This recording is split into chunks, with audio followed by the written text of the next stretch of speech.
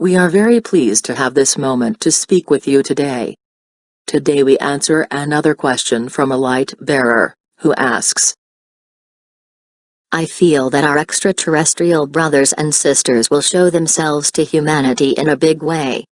They are doing so already, but I cannot help but feel this is leading to something bigger. Those of us who believe and know on so many levels would accept this. However, it would be an absolute shock for much of humanity, as they have been programmed to believe that nothing exists outside of Earth. How will the rest of humanity wake up? Will they be spiritually prepared for this beforehand? We are very glad you have asked this question, as it is one that, believe it or not, many wonder about quietly, even if they do not think of it in very conscious ways. Millions of people all over the world are now growing in awareness of what has been called the ET presence, though we could also call all of you ETs. Along with that growing awareness is the desire to integrate what people are taught is Earth's reality with her actual reality, as these two are not the same. In actual reality, and that is a changeable term, according to one's worldview, in the greater sense, your planet has only ever received beings from various realms for many thousands of years.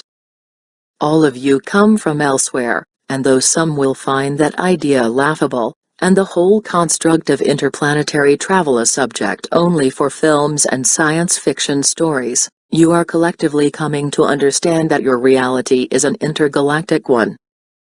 More than that, you are collectively coming to prefer that idea to the ones you have been carefully fed over the centuries.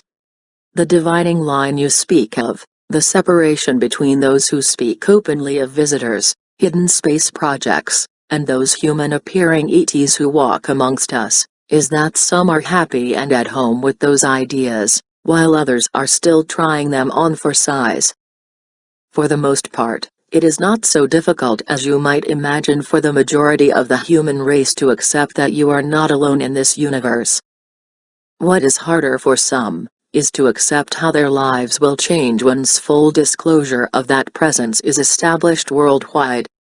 You are correct, if you are thinking that not all species of beings are benevolent and good-hearted. Earth's beings have been feared by many for quite a while now, in fact.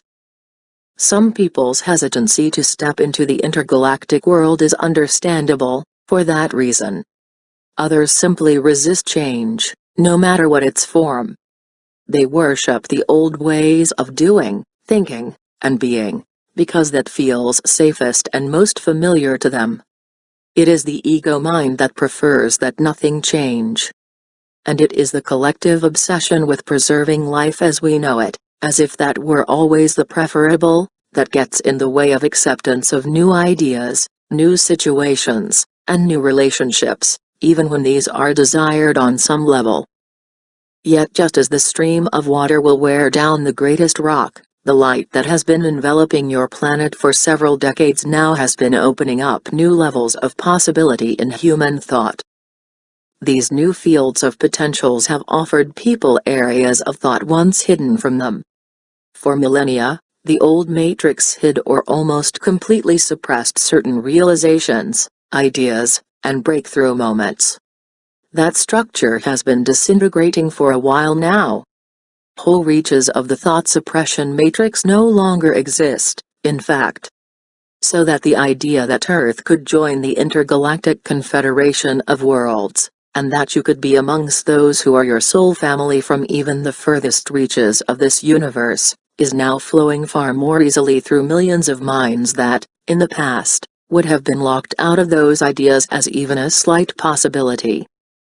You who are conscious of your Lightbringer role have specifically come into the Earth at this time to assist in the sort of intercultural interplanetary integration and cooperation that is increasingly occurring now. Your specific role is chosen by you, first, before you incarnate, as you are creating your chart for this life, and then again in a more Earth-conscious way, in the days following Nisara's announcement and full disclosure. If you are feeling that some people will reel with shock as they hear the truth finally, you are correct. Yet consider that millions of light bearers are working with human consciousness in their sleep state each night, as well as anchoring at all times the light data that will assist humanity as a whole in accepting the truth of the many beings who exist beyond what you are currently collectively aware of.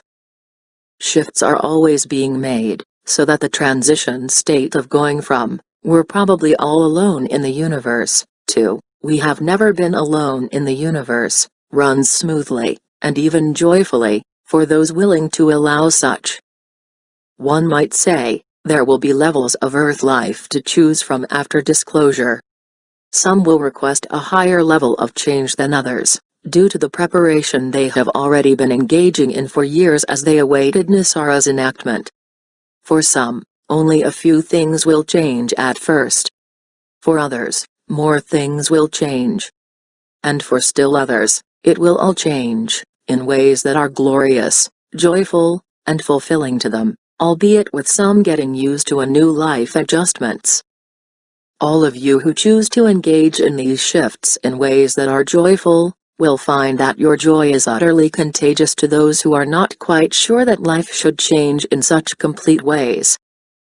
Some will gravitate toward an Earth reality in which disclosure plays out in slower ways. Those persons have chosen to evolve more slowly, according to the pace that is appropriate for their particular soul path. In general, you will find fewer persons shocked to the point of fainting, and more who are curious, amazed, and excited, even if a bit of nervousness and many questions come with that. Decide now how you will assist your loved ones, friends, neighbors, once this great shift unfolds, and it will not happen so quickly that it feels all life has suddenly gone out of control and is unthinkably strange. Certainly, you have all already gotten a bit of training on how to survive outside of business as usual in the past year, though these are not happy nor preferred circumstances. Yet what you have found is that you are still yourself.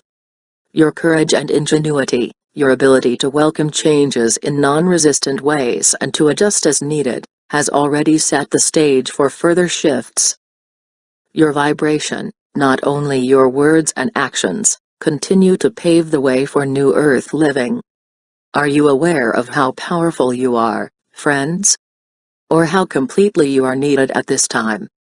We would say, few of you are fully aware of that, and yet, this beautiful evolvement you are not only observing, but at the center of, is constantly leading you into new levels of being, awareness, celebration within all that is.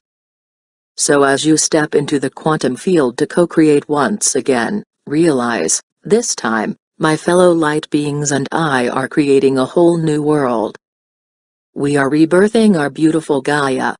We have never been here before, and yet, we are ready, and we are assisting others in their readiness, however that will appear for them. Namaste, dear ones.